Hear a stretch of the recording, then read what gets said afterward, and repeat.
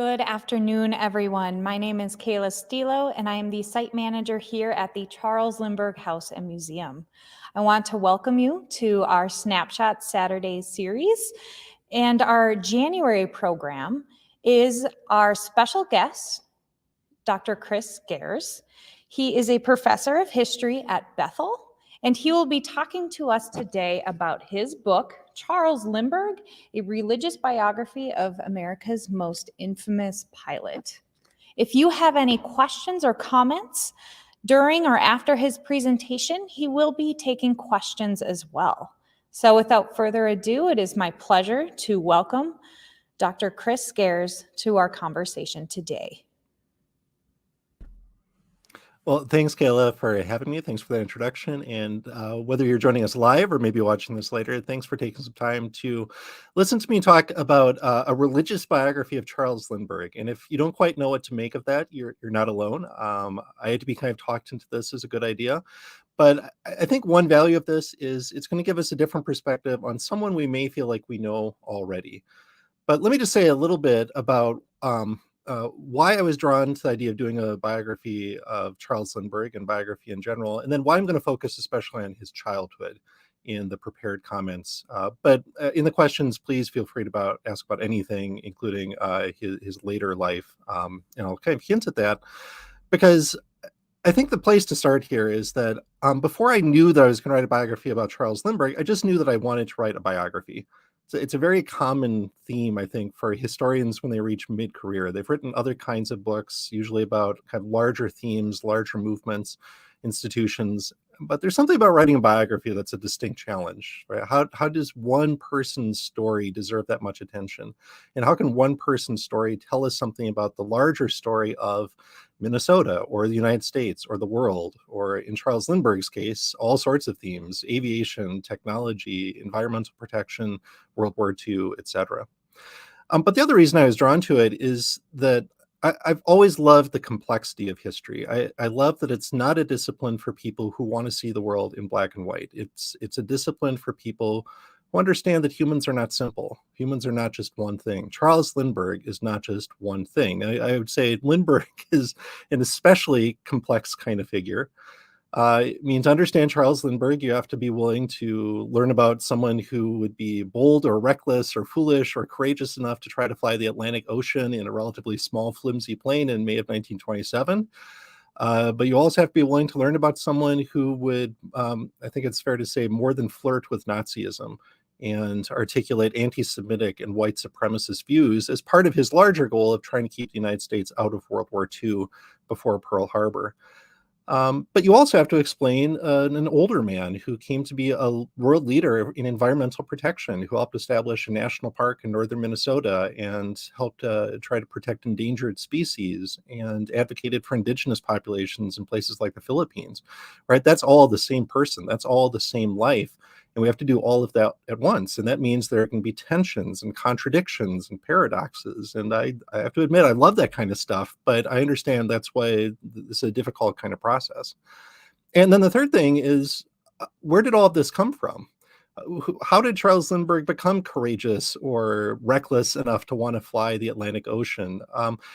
How did he come to have some sort of affinity for Nazism? Where did he get his racial views or his views of Jews? And where did he get his love for nature and his desire to dedicate himself to its protection, right? Humans are hard to understand. I struggle to understand myself and how I behave sometimes. And here I'm going to try to explain how Charles Lindbergh acted and believed. And so how we do that is difficult. But I think a good place to start is, of course, at the beginning, right? And I think that's something we all do. If we want to sit back at some point and understand why we are the way we are, most of us want to go back to our childhood.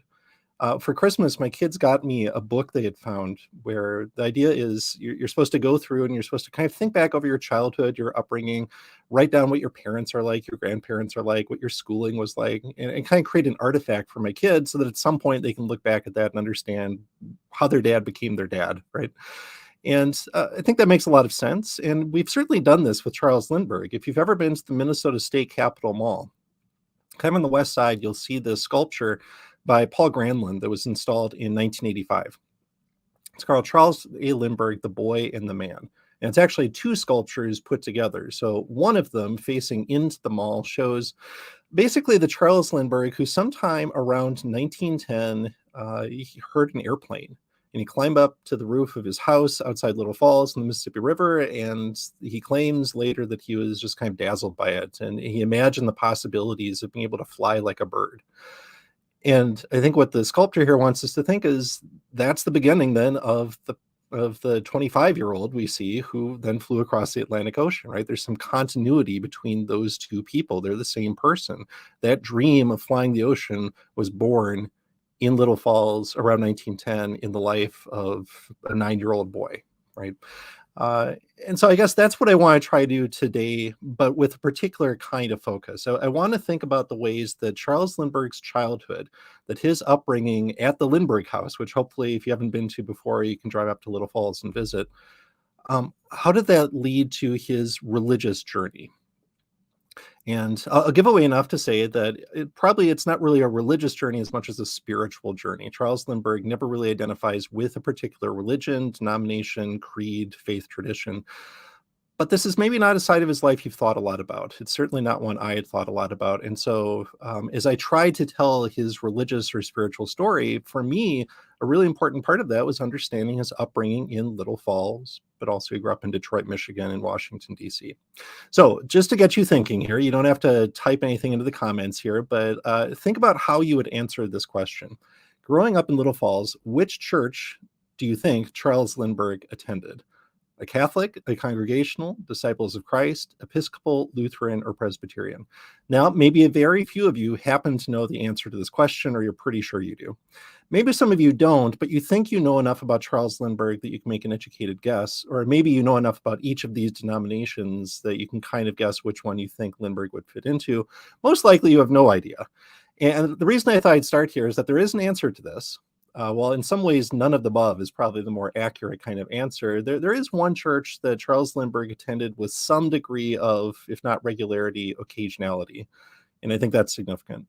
But the reason I put these choices up is each of the other 5 also has a connection. And so I'm going to kind of narrow down to the correct answer. But along the way, I can tell you a little bit about some of the other religious influences, either on Lindbergh or on his parents, C.A. Lindbergh and Evangeline Lindbergh. So take your guess, kind of record it to yourself, see how you do. But let me go ahead and eliminate, probably the easiest one to eliminate is Disciples of Christ, simply because there was no Disciples of Christ church in Little Falls, Minnesota when Charles Lindbergh was growing up. I'm not sure if there is one now. They don't have a very large presence in this part of the country. The Disciples of Christ come from a 19th century movement that's strongest in the South, places like Tennessee, Kentucky, and then Indiana, Ohio, and also Michigan, which is the home state of Charles Lindbergh's mother, Evangeline. In fact, Charles Lindbergh's great-grandfather, Evangeline's grandfather, was the pastor of this church on Orchard Lake. This is just north of Detroit. So if you ever get a chance to read The Spirit of St. Louis, which is Charles Lindbergh's award-winning autobiography, it's basically the story of his flight to Paris in 1927, but about 200 pages in, he starts these kind of flashbacks. He imagines his upbringing, his ancestors, and he starts thinking back through his life and where his parents came from. And so here's what he says about his great-grandfather, Edwin Albert Lodge. We were all proud of great-grandfather Edwin. He'd been one of the best doctors in Detroit and a very active man. In addition to attending to a big practice, he ran a pharmacy, published the Homeopathic Observer, and fathered 11 children in 2 marriages. He was extremely religious, our family thought. In his Bible, he underlined all the words of Christ in red and all those of the disciples in blue. He used to write the Lord's Prayer on a piece of paper the size of a dime to entertain his grandchildren and at the same time demonstrate his expert penmanship. Often on Sundays, he preached in a little wooden church on the shore of Orchard Lake, not far from a farm he purchased. My mother tells of seeing him wade out into the cold water to baptize new members of the congregation. No sprinkling on the head for him, he believed in ducking them right under. Being a physician, great-grandfather Edwin must have lived in close contact with both life and death. There didn't seem to be any conflict in his mind between science and God.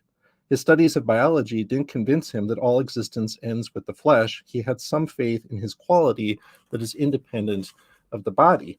And it's at that point in the spirit of St. Louis when Charles Lindbergh starts to talk about God and says that it's hard to be an agnostic up here above the Atlantic Ocean, thinking about where the world came from.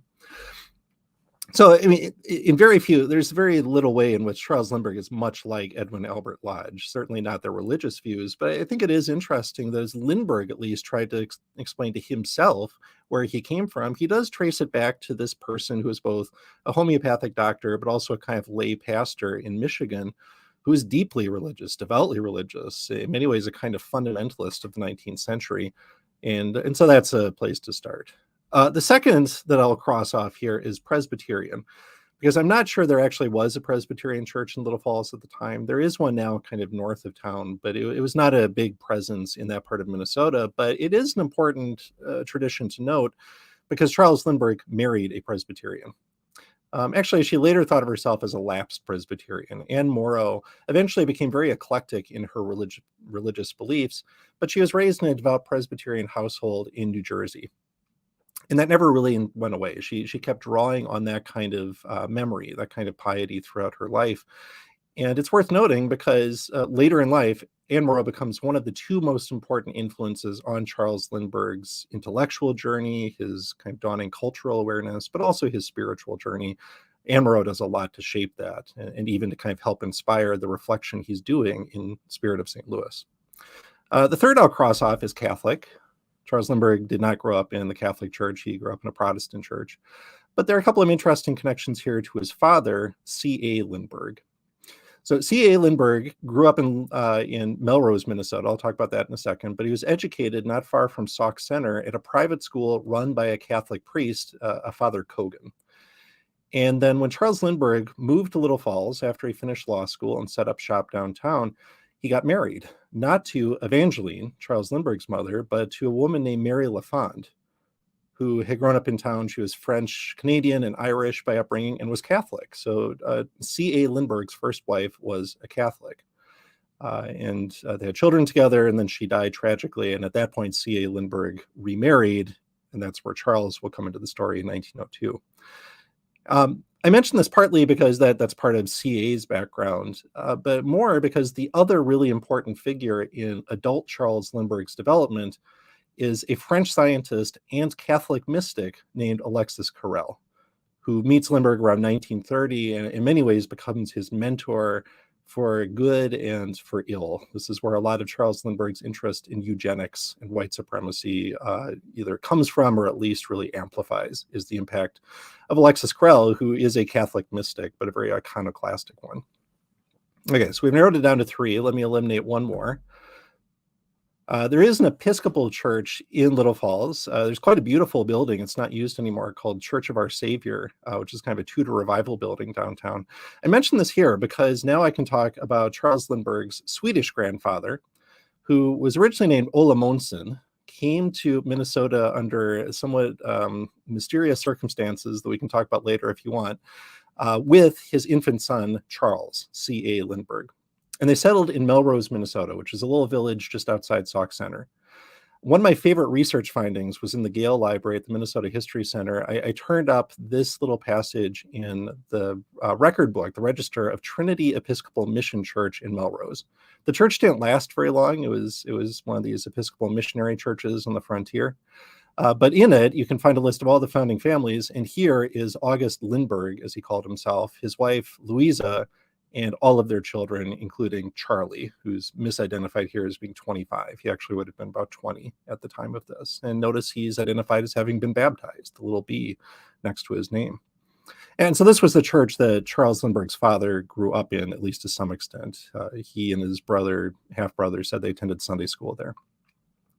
It's important mostly because it would have been fairly unusual for a Swedish immigrant family like the Lindberghs to go to an Episcopal church in the 19th century.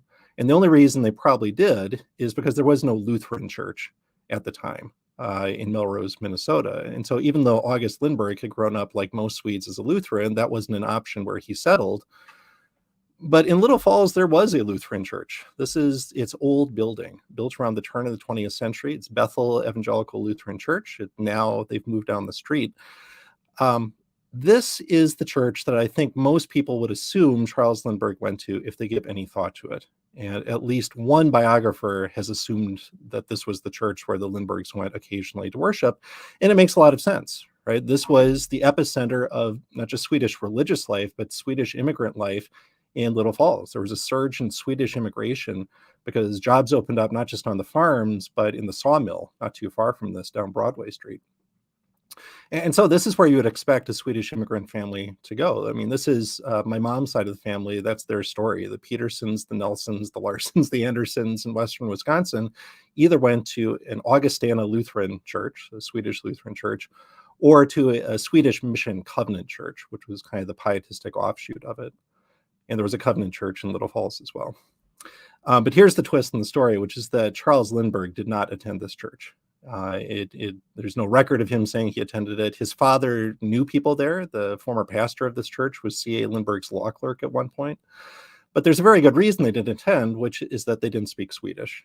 And Bethel Lutheran Church didn't even start to worship in English until World War I, and that transition didn't really complete until the 1930s, which is very typical. I work at Bethel University, which was a Swedish immigrant community. Its seminary didn't stop teaching classes in Swedish until the Great Depression. And Charles Lindbergh, like his mother Evangeline, spoke no Swedish whatsoever. And for that matter, C.A. Lindbergh only had a kind of functional Swedish that he used once in a while with law clients. It would have made very little sense for the Lindbergh family to go there. And instead, they went to a Congregational church. So Bethel Lutheran Church was on the west side of the river, not far from the sawmill.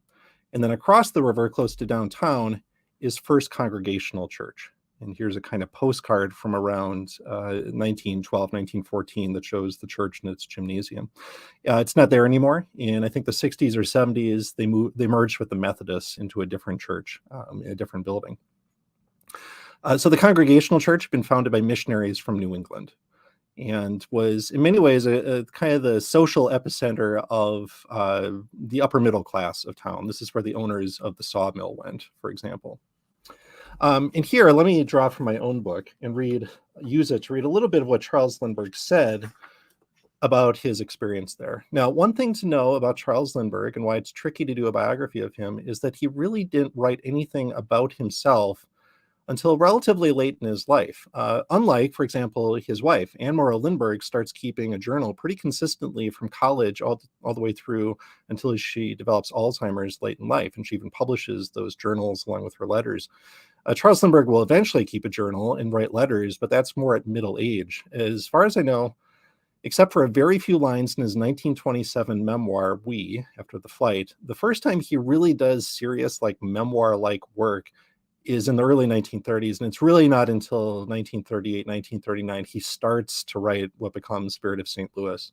So what I'm going to read to you is from 1949. You can find this in the Library of Congress. It's from the manuscript that became Spirit of St. Louis. So he remembers when his father was running for Congress in 1906 or 1908, it's a little unclear, but when Charles was about 4 or 5 or 6 years old, he writes this: "It's to be my first day in church. Mother has dressed me in a gray woolen suit, long black stockings, felt hat, and brown kid gloves.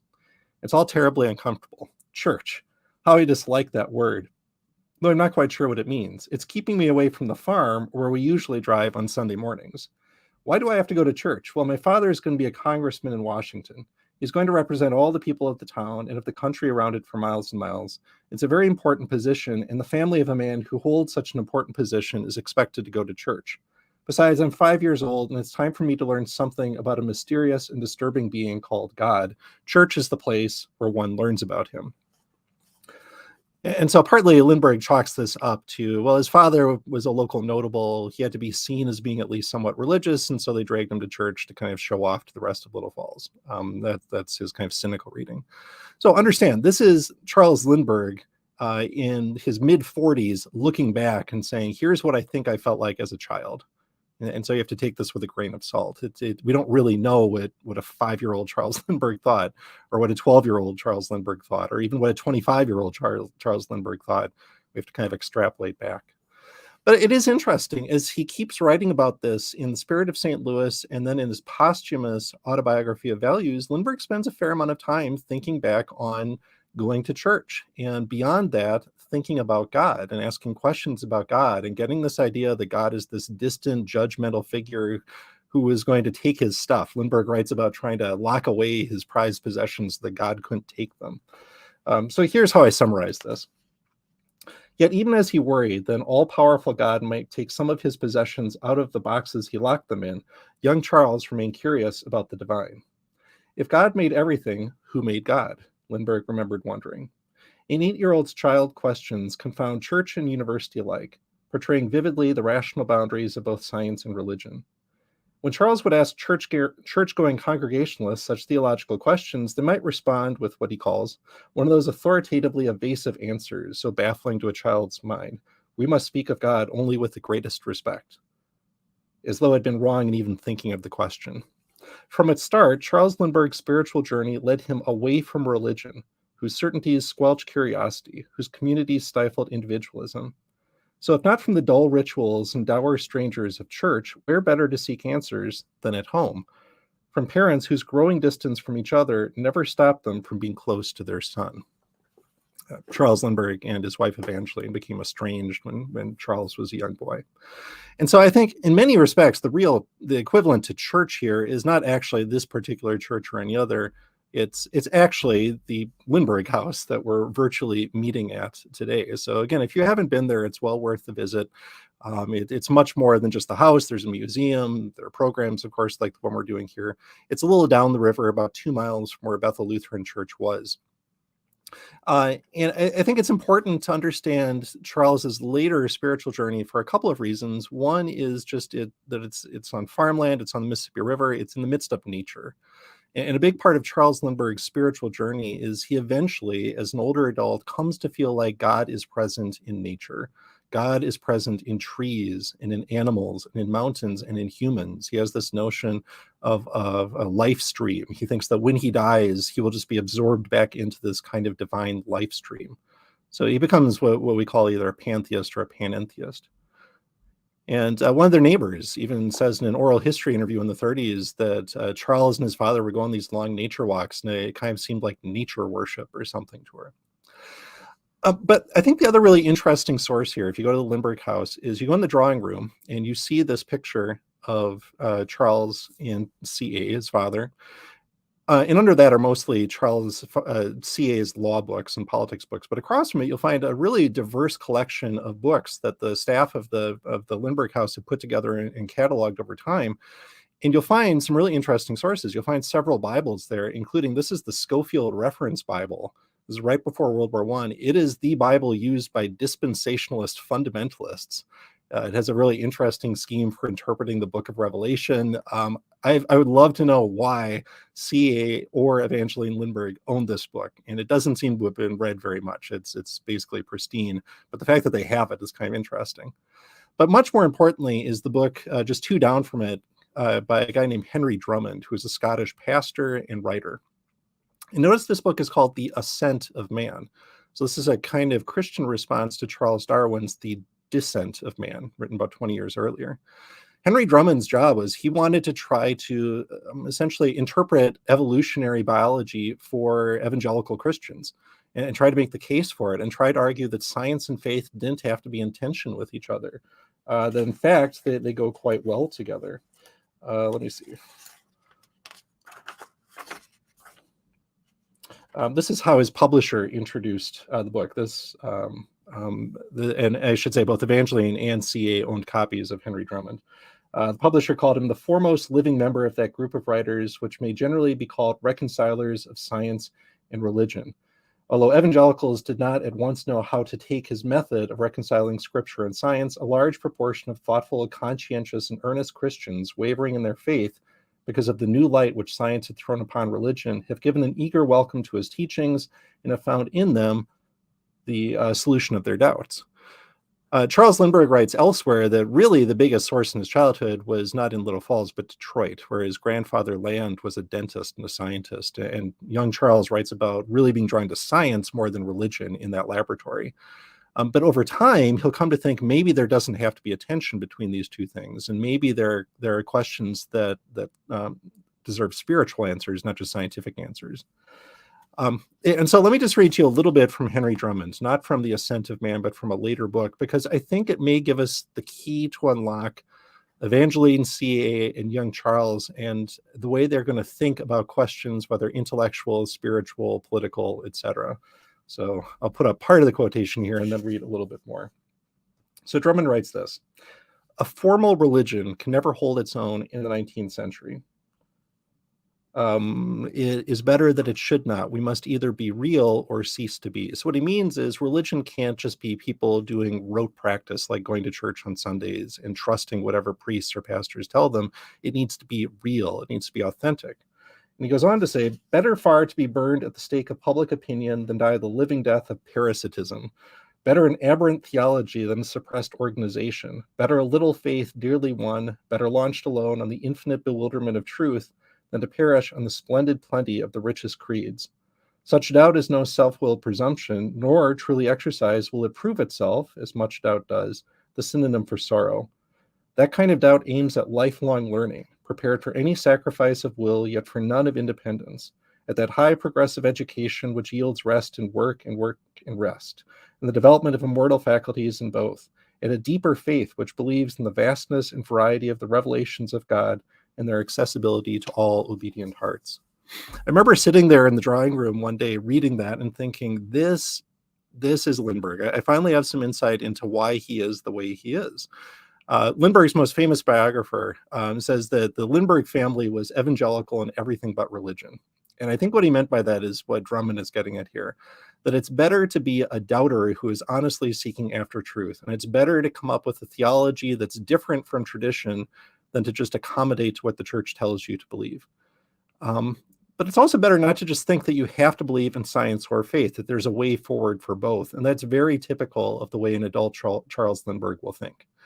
And I think this kind of independent mindedness and this sense of you must be on the right path if public opinion is against you, right? Like that can maybe help us explain lots of things about an adult Charles Lindbergh, not just in the realm of religion or spirituality, but maybe even the realm of how he will talk about World War II, right? The fact that he's going to be so heavily criticized for making what sound like anti-Semitic comments or racist comments, in his mind, probably seems like confirmation he's on the right track. Like a truth seeker should be prepared to be unpopular and break new ground. And that leads him in lots of directions.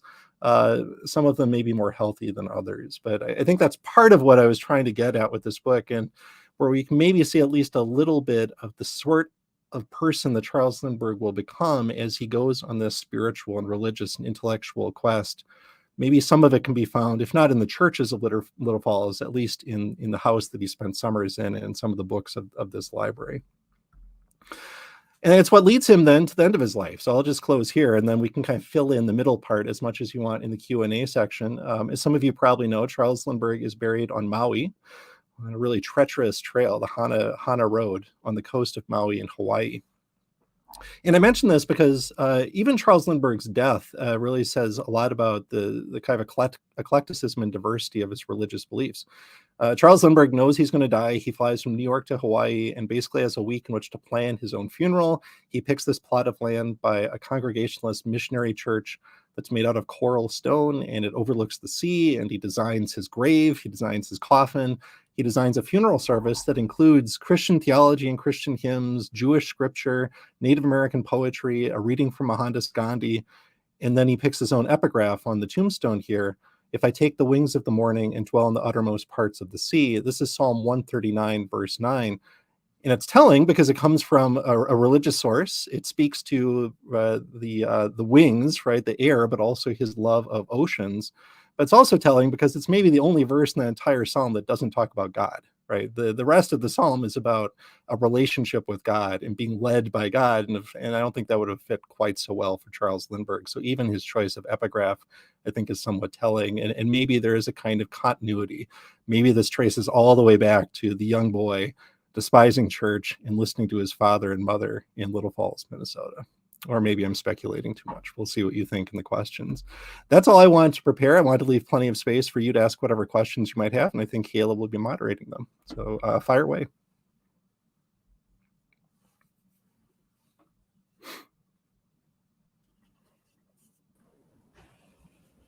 Well, while we give folks the chance to think about that and digest everything that we just talked about, we had a question come in even before the program started, which is around the name of the book, and specifically the use of the word infamous instead of famous. Mm-hmm. Would you like to speak to that? Sure. And the cover I'll give myself is, you should know authors don't pick their own titles. We're allowed to suggest a title. The only suggestion I made is, please don't call the book Charles Lindbergh. And of course, that's what the main title of the book is. But with that said, here's why I think it's called this. It's not actually the first title we picked, that the publisher picked. And the first one they put out there, they actually got some pushback saying that it made Lindbergh seem too heroic. Right. And here's some of the complexity of Lindbergh, right? Like, we've got a picture on the cover that I find pretty striking. It's Lindbergh who's about to set off across the Atlantic Ocean. He's kind of looking off into this uncertain future. And I think that is an important part of who Lindbergh is, that the person who would do this seemingly crazy sort of thing just to see if it could be done, that is important to our book. And the person who would do this by himself, flying solo, was the original title of the book. That also kind of connects with some themes about his spiritual journey. But they actually got some pushback saying this is too heroic an image for someone who, I think without any question, has troubling aspects to his life. There is no way to write away the fact that in the late 1930s and it's the 1940s, Charles Lindbergh doesn't just speak out against U.S. intervention in World War II, which a lot of people from a lot of different religious and political backgrounds does. But the way he does it, and this is the subject of at least 2 chapters in my book, is he makes arguments that don't just seem sympathetic to Nazism, but invoke white supremacy, right? That he says the real war we should be fighting is to fight side by side with the Germans against the Asiatic communists of Russia, right? Like, he says this is actually about the racial future of Western civilization. And then more famously, he will, as he makes his argument against U.S. intervention, increasingly hint at the idea that there are these foreign subversive influences trying to suck the U.S. into the war. And in September of 1941 at Des Moines, Iowa, he'll make a speech where he just kind of comes out and says it's the Jews, right? And he doesn't blame them for being worried about Nazi Germany, but Americans shouldn't be sucked into the war by these other people, ignoring the fact that there are millions of American Jews who have good reason to be concerned about Hitler, and it prompts a huge backlash. And he never apologizes, right? Steadfastly to the end of his life, he insists that he was right. And that's also very typical of Lindbergh. And so I don't want to shy away from that. That wasn't something I wanted to talk about so much in the prepared remarks. But as I wrote the book, I did want to think about, where did those attitudes come from? Why does he have his racial view? And they're very clear. Why does he think about Jews the way he does? And I do think at least some of it is rooted in his upbringing, which shouldn't be too surprising. And so in the book, at least, I mentioned a couple of comments that come from C.A. Lindbergh. And C.A. Lindbergh probably himself evolves a little bit over time, but at least early on, C.A. Lindbergh is a pretty typical white settler. He does not have a high view of non-white peoples. And one thing I wanted to play with in the book is the idea that it is important, I think, that the Lindberghs don't really identify as Swedish Americans. They're not immigrants. They really identify as part of the white mainstream. And there's actually a lot of discussion among historians of Swedish immigrants about that. So I think infamous got put on there by the publisher, but I'm okay with it, because famous is part of that, right? Like, there is fame here, and some of it is well earned, and I talk about that in the book, but there is infamy as well, and it would be dishonest to shy away from that. And I think to many Americans, that's actually what stands out more than a flight in 1927. It's the Lindbergh who showed up in Ken Burns' documentary on the Holocaust not so long ago. And so we didn't want to avoid either of those two stories. I think we did want to make clear this is going to be a complicated story. You shouldn't pick up this book if you don't want to deal with those sides of Charles Lindbergh's story. Thank you for that. So we have a question from Elaine on Facebook, and she asks, did his wife agree with his later in life unpopular opinions? Did she address this in any of her writings? Well, that is an excellent question. I won't just say that because this person has a last name that's similar to mine. Anne Morrow really wrestles with this. And I think it speaks to how their relationship evolved. So early on, Anne Morrow is, I think, kind of infatuated with Charles Lindbergh. She even talks about him in kind of divine language. She calls him her Nordic god early on. And it really takes her about 20 years to realize she can be an independent person who doesn't have to think what her husband thinks. On their 20th anniversary, she actually rewrites her vows to say that I will not worship you and I can disagree with you. But in the late 30s and the 40s, I think she really feels bound to support her husband. She takes some of her cues from him. And she has her own reasons not to want to go to war. She believed the lesson of World War I was that a war is wasteful and tragic, right? And that's not an odd idea in the 1930s at all. And so she is a fairly outspoken anti-interventionist. She even claims that that would be the Christian thing to do, is to find a peaceful solution to the conflict. Now, the racial and other aspects of this, I think she is honestly uncomfortable with, and especially the anti-Semitic parts. You can find this if you go to the Yale manuscripts collection and read the Lindbergh papers. You can find her kind of writing comments on his Des Moines speech. And there's lots of evidence to think she tried to talk him out of saying what he did. And even then, when he started editing his papers in the 60s, she came back to that and kind of called this out. I think the most important thing, though, is when she published her diaries and letters, she addresses this at one point. She says, as they get to the 1930s, I've come to a really difficult point in my life. And by that point, her husband was dead when she was editing those volumes. And so she kind of explains, here's why I thought the way I did. But in retrospect, I think I was wrong. I didn't pay enough attention to Jewish refugees. I didn't see who Hitler was. And she, I don't know if she apologizes per se, but unlike her husband, she doesn't write a memoir. She actually says, I don't want to sugarcoat this. I don't want to try to explain myself. I'm just going to give you, here's what I thought at the time, and what I wrote down. Her husband is not like that. When he edits his journals, he leaves things out, especially things about anti-Semitism. And then he mostly wants to write memoirs where he can tell his own version of the story. And I remember being struck when I realized the difference between how the two of them approached that. I think she was much more honest about this than he was. All right. We have another question on Facebook. Did the kidnapping and murder of his son alter his religious or spiritual beliefs? Oh, this is a great question. I almost wish I had written more about the kidnapping. I kind of shied away because there's so many books just about the kidnapping, and it's a relatively short chapter. Here, I'll give two answers. One is that it's hard to tell. And the reason it's hard to tell is because Lindbergh himself is kind of oddly quiet about the kidnapping. When he actually writes about it, he says very little. And you really have to go to Anne's diaries and her later remembrances to get some sense of just how devastating this is. And she even says, like, her husband was kind of stoic about this and didn't reveal a lot. But there is one telling exchange where she remembers talking about this after they had learned that Charles Jr. was dead, after their new child had been born, and they were kind of reflecting on the significance of this. And at one point, he says something this would have been like 1933, I'm not sure we end at death. I think there's something beyond death, or at least I'd like to believe that we'll meet again. And I don't know if it has to do with the kidnapping and death. And that's a pretty understandable response to think, well, we've lost this child tragically, but maybe this is not the end. Maybe we'll be reunited. I think a lot of us think about this when we lose a loved one, is there's something beyond death. There is afterlife of some sort, right? And at least later in life, this is a lot of what Charles Lindbergh writes about, is he really wrestles with mortality, and he wonders what happens after the body dies. Does the spirit survive? And in some ways you can kind of, that's one of the first times he at least broaches that question. And so I'm willing to think at least like that tragedy and that situation maybe kind of opened the way for him to ask those questions.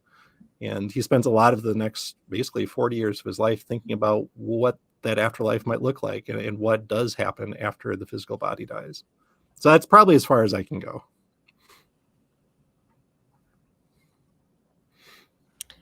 I have a question, if you don't mind. Please. Lindbergh's story is incredibly fascinating. And if you talk about the different themes that come up, some of which are incredibly inspirational, like his influence on technology, on environmentalism, as well as the continued and unfortunate relevance of the anti-Semitic, racist, and eugenics beliefs that he championed throughout his life, to the point that we still have some white supremacist groups continuing to weaponize his words. So we're looking at all this, and it's a fascinating story. But you yourself are an educator too. So my suspicion is you didn't write this book just hoping like, oh, I hope they have a good time reading this and that they're interested. What do you feel are the main takeaways for all of us from this book? What would you hope that we learn from this? What would you hope that we find relevant? Yeah, and I kind of wonder if it will change depending on times. Like I'm kind of hoping like at the 100th anniversary, when we're maybe more naturally focused on the flight itself, maybe that's a good point to ask questions about dependence on technology and our kind of notions of scientific progress, right? And Lindbergh spends a lot of his later life asking about this. He even pushes back against some forms of air travel because they lead to different kinds of pollution, right? And so I think those are natural questions we should ask. I have to admit, like, I think I was shaped by the fact that I was mostly writing this in 2020. So I was mostly like I was under COVID lockdown, but it was also like, I mean, like halfway through writing this book is when the George Floyd death and then riots took place, right? And I think I would have written about the racial views anyway. But as I put in the afterword, like I think his life really does raise important questions about how does someone like Charles Lindbergh come to hold these views? And is he really that unique in a sense? Like, I think we're drawn to Lindbergh because he seems like this really distinctive figure. Not anyone can fly across the ocean, right?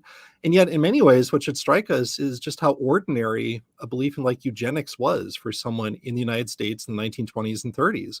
He's not all unusual, right? It's codified into Minnesota state law from 1925 until the time I was born in the mid-70s. And 2,000 some Minnesotans are forcibly sterilized because of a belief that the species was being threatened by their reproduction. And so when he says that and talks about enhancing the quality of life and advancing the species, that's a completely ordinary thing for someone of his background to say. And we should wonder, to what extent has that gone away, or is that still with us? To what extent has it gone away that he just assumes that naturally Western civilization is the property of the white race? Or, I mean, he writes awfully in 1940 after the presidential election, the first thing we should do to protect the country is to disenfranchise Black people at a time when only 3% of the Black population can vote. And that's not unusual in 1940. And we should ask ourselves how much of those attitudes really changed. Like, I don't think that's the entire story. I don't want to belabor that point. I don't want to obscure other things that I find really admirable about him. But we absolutely should ask the questions, not just of him, but of ourselves. And then finally, I mean, I think there's a streak within American culture and history to admire trailblazers, right? Lindbergh himself kind of reflects a lot about the pioneer spirit and being on the cutting edge of things and charting your own path. And I guess I do admire that in many respects, like people who think independently. I also do wonder, though, like, is part of the problem with Lindbergh that he cuts himself off from people who might have asked him harder questions and might have criticized or pushed back against him? Like, he likes to think that he's very open-minded, but he's also very intellectually stubborn. And he's so dedicated to charting his own path. He doesn't ever want to become part of a religious community. He doesn't really let his family change him in this respect. Like, his wife is not able to change his mind about these things. And I think that's a tension in America. Like, to what extent should we be deeply independent, be willing to challenge conventional wisdom, the status quo, and to what extent should we be listeners, people who are open to what other people have to tell us, even when those are things we don't want to hear? So maybe that's a larger kind of question Americans often need to wrestle with. All right, so we had another question come in on Facebook from Frederick. He says, I believe that he may have shot down a Japanese plane while flying combat missions in the Pacific. How did he feel about killing another person relative to that or the execution of Hauptmann? Yeah, thanks for that question, because I'm also a World War II historian. I'm teaching a World War II class this January term at Bethel, and I've kind of used Lindbergh at a few points. And next week, I'll actually bring up in class that in 1944, he spent several months in the South Pacific. Kind of ostensibly, he was there to be a test pilot to run some planes for the Marines and the Army, but he also flew 50 combat missions. And he does shoot down Japanese observer plane. He bombs Japanese positions. At one point later, he writes about almost killing someone on a beach. He didn't even know if it was a soldier or an indigenous civilian. But yeah, especially about 10 years after the war, when he starts writing about this openly, he does think about this, because even though he had trained to be an Army pilot in the 1920s, He had never actually flown a plane for a military purpose until he was a 42-year-old in 1944. And that was the first time he fired a gun and took human life. I mean, he'd grown up as a hunter, but he'd never shot someone before. And he really did wrestle with that. What is fairly striking, and I think a nice counterbalance to the racial views I've already alluded to, is Charles Lindbergh, fairly unusually, unlike a lot of Americans in the Pacific combat zone, is fairly empathetic about the Japanese and the other Asian peoples he ran into. And at a time when a lot of Americans view the Japanese as the species that doesn't value human life, that is deserving of whatever vengeance it gets, Lindbergh is actually pretty troubled by the thought of taking life, but also the way that Americans desecrated Japanese dead. Sometimes would shoot prisoners. He's really taken aback by that, and it makes him rethink at least some of his racial views about Asian people as a result. And so I think that is one thing that comes out of World War II, is he does start thinking about the value of human life. Another piece of this that's interesting is in the middle of 1945, he does go to Germany on a kind of technical mission to inspect different facilities. And while he's there, he does see a kind of sub-camp of Buchenwald, of the concentration camp. Now, as I write in the book, his response to that is maybe not what we'd like, which is to say, well, kind of everyone does bad things. And he's still not sure there's anything distinctively terrible about the Nazis and the Germans.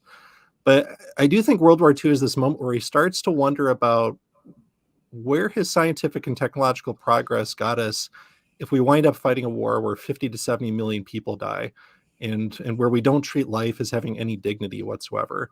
And that's one reason about 3 years after the war, he writes a short little kind of a strange book called Of Flight and Life. That's his real first meditation on anything vaguely ethical or spiritual or religious. And he says in there, we've got to check our dependence on science and technological progress with some kind of wisdom, something that makes us think about the rightness of our actions. And so that's kind of a long, winding answer, because I think it's a really good question, and I'm just speculating a little bit of what that meant to him, but I do think it made him think about the nature of human life and maybe what the war could teach us.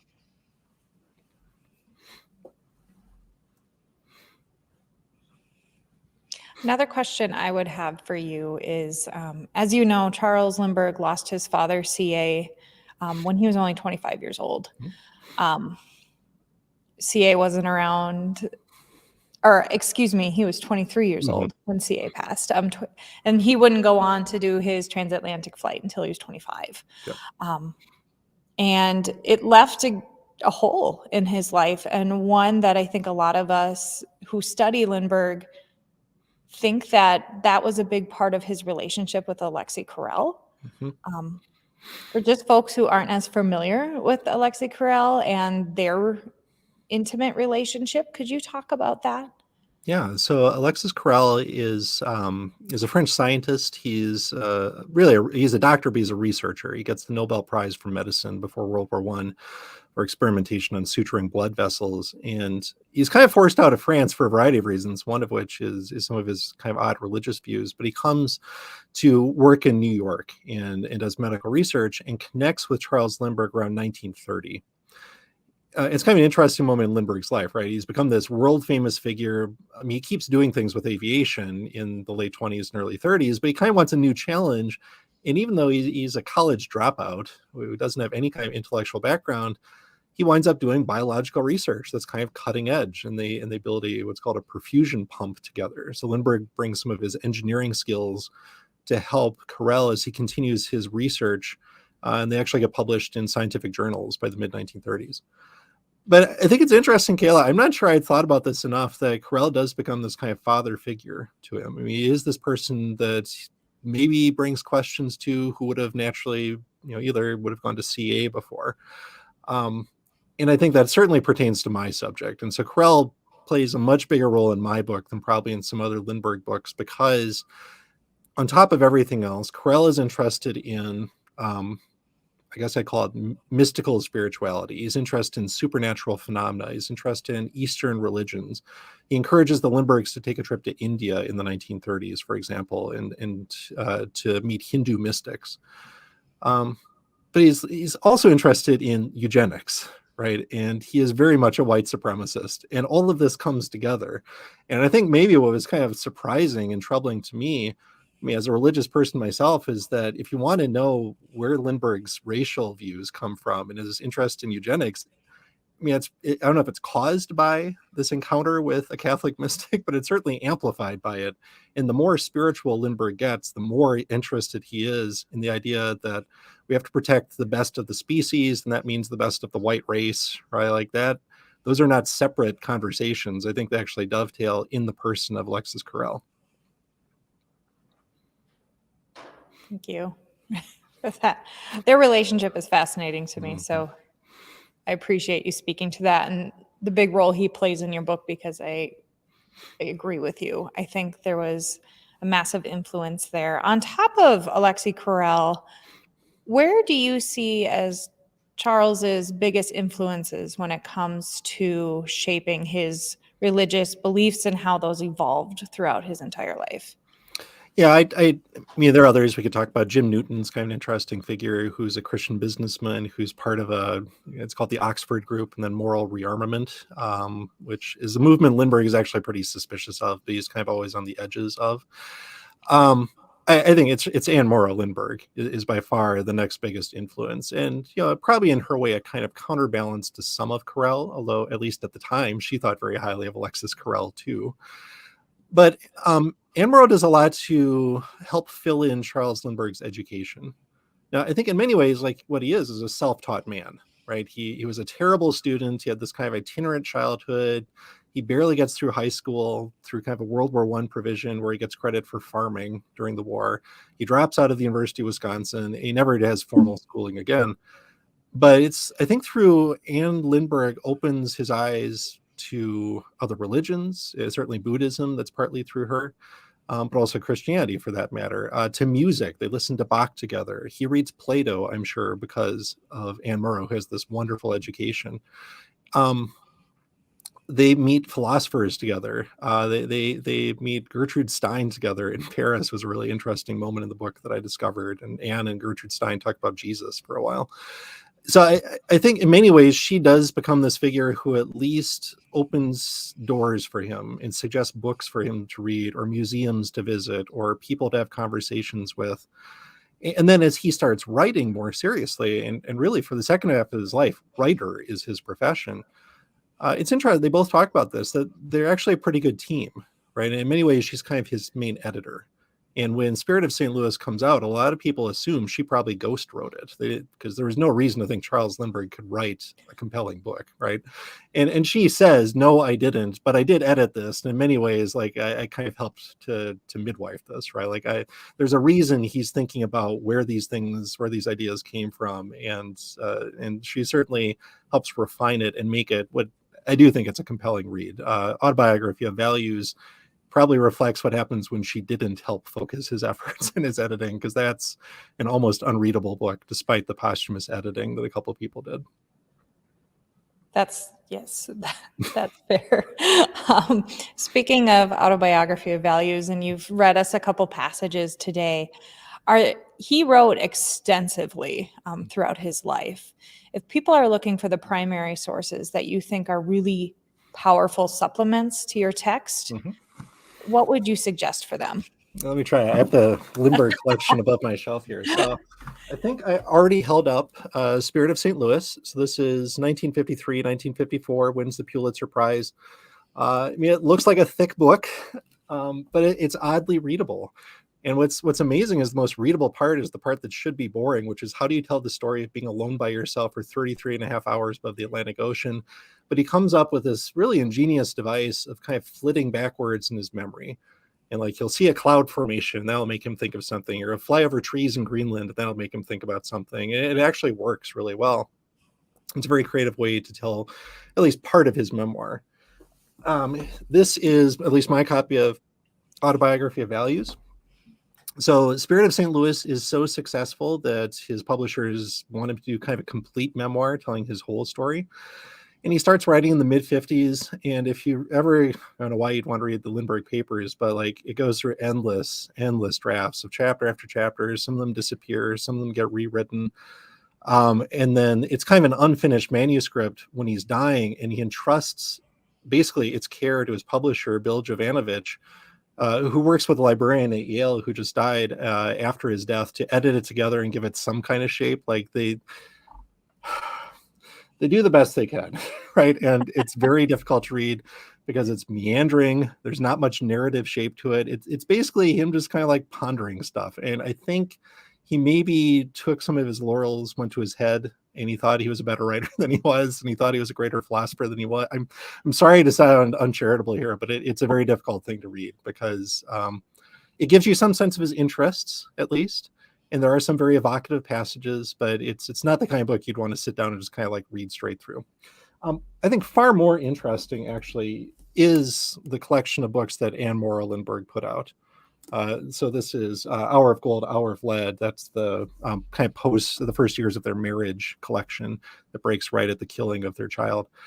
They're really powerful, right? I don't know if you're used to reading letters and diaries, but you get this sense of kind of someone who is pretty insecure, unconfident.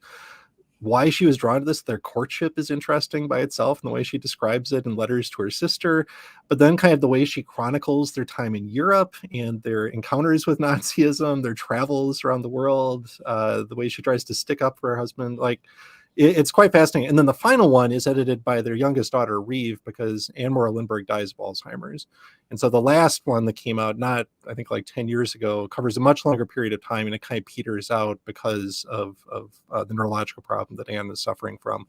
And then I would also add, like, I think many of Reeve's memoirs are well worth reading as well, because they give you her distinctive view. She was born at the very end of World War II. And so she was a really important source for me because she's very interested in the kind of questions I'm asking and speaks to some of them in her own series of memoirs that she's written. All right. So we're almost at our hour. That went by very quickly, though. So Thank you. Do you have any final comments or thoughts for us today before we wrap things up? Yeah, my final comment is, please, people, support the Minnesota Historical Society. I got my reminder to renew my membership, and I'll do this not just because the site director of the Lindbergh House is sitting there, but because I don't know if people in Minnesota realize what a great resource this is and how distinctive it is to have this robust a historical society available to help tell the stories of our past and interpret the history of our past as Minnesotans. But it's difficult. Even with state support, it's hard to run a nonprofit, especially in the aftermath of COVID.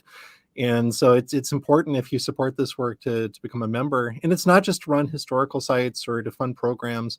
Like, I couldn't have done this book if I couldn't have gone to the Gale Library in St. Paul and to read through papers that have been preserved, or to use digitized newspapers from the time from Little Falls. Like, it's so important for those of us who are historians, who are teachers and professors.